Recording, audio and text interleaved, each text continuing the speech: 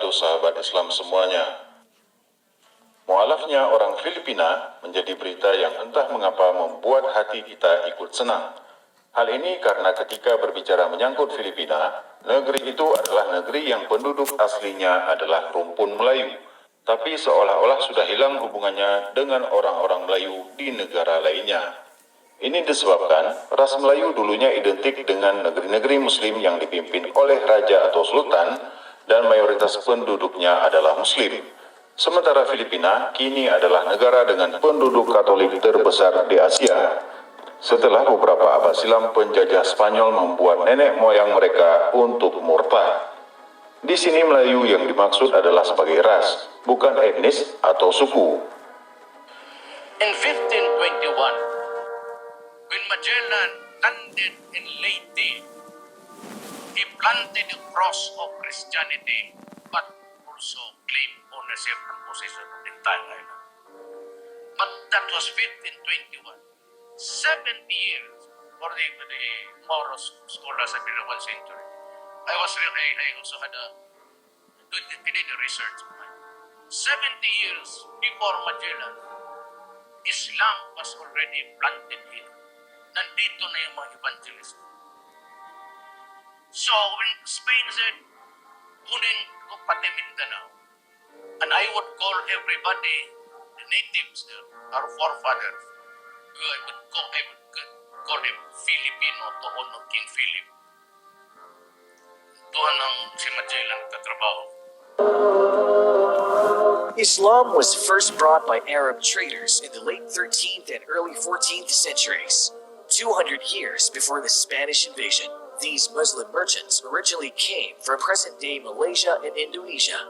They landed in Sulu Islands and preached Islam to the indigenous population and built the first mosque in the Philippines in the town of Sibunol in Tawi-Tawi in the mid-14th century. The Islamic propagation reached as far as the Kingdom of Tondo in current-day Manila in Luzon in the northern Philippines. It is notable to see that there was no clear record of armed conquest made by the Muslims against the local people, and it seemed that they embraced Islam voluntarily. Muslims believe that the past Muslims were invited into Islam by the good manners possessed by the preachers towards Islam. Different states and colonies embraced Islam without being subjugated by a Muslim military. As time went on, the Muslims prospered under these Muslim states, which had trade relations with nearby islands and even far-off countries like India and China. By that time, the Philippines does not exist yet as a country, rather as a group of islands where different sultanates rule over different lands, where many of these are Muslim governments. The first attempt to conquer the Philippines was made by a Portuguese sailor working for Spain named Ferdinand Magellan in 1521. He is also known for leading the fleet of ships that is first to circumnavigate the world. He was able to convert some people to Christianity, according to historians, but he failed in Christianizing and conquering Mactan and Cebu in the central Philippines, when a local Muslim chieftain, Lapu-Lapu, led a counterattack against the superior fighting force of the Spaniards, who were armored and wielded firearms. Lapu-Lapu led a group of warriors armed with machetes, sword, and bamboo spears, and fought the well-armed and armored conquerors on the seashore. Lapu-Lapu killed Ferdinand Magellan, thus earning himself the title as the first Filipino freedom fighter. Lapu-Lapu is continually remembered today by having his silhouette used by the Philippine National Police in their official seal as a sign of bravery.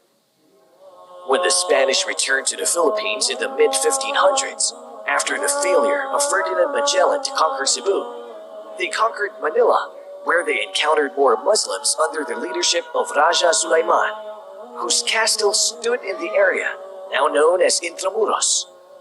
This discovery led them to call the Filipino Muslims as Moros, which is in reference to the Moors who occupied Spain for more than 800 years, whom they have recently conquered by invading Andalus or Muslim Spain. In 1575, the Spanish started spreading Catholicism in the Philippines through the use of missionaries. But these missions are often accompanied also by conquest and invasion, where the vanquished Filipinos are subjected to forced labor and other cruelties. This has been recorded in history as an era of human rights abuse that even the non-Muslim freedom fighters and the intellectuals like Jose Rizal and Andres Bonifacio tried to address. Though much of the Philippines converted, the Moros, however, stood firm in their faith. Great Muslim leaders such as Sultan Kudarat of Mindanao and Raja Sulaiman of Manila continued the legacy of Lapu-Lapu in their fight for freedom. Upon the fall of Muslim territories in Luzon and Visayas in the central Philippines, most Muslims fled to the Muslim strongholds in the area that is now known as Muslim Mindanao or Bangsamoro. Walaupun penduduk Filipina kemudian mengalami asimilasi dengan Spanyol dan Tiongkok pada era kolonialisasi, namun moyang mereka tetaplah orang-orang Melayu. Pada saat salah seorang orang Filipina menganut Islam, maka mereka sebenarnya sedang kembali revert kepada agama Tauhid yang dianut oleh nenek moyang mereka. Tapi sebelum Islam datang, bukankah penduduk Filipina sudah lebih dulu menganut kepercayaan lain seperti animisme, Hindu, dan Buddha? Mengapa mengaku-ngaku Islam sebagai agama nenek moyang mereka?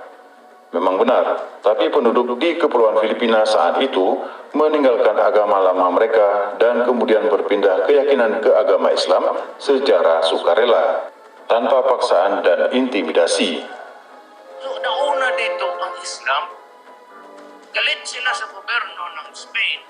Then America took over.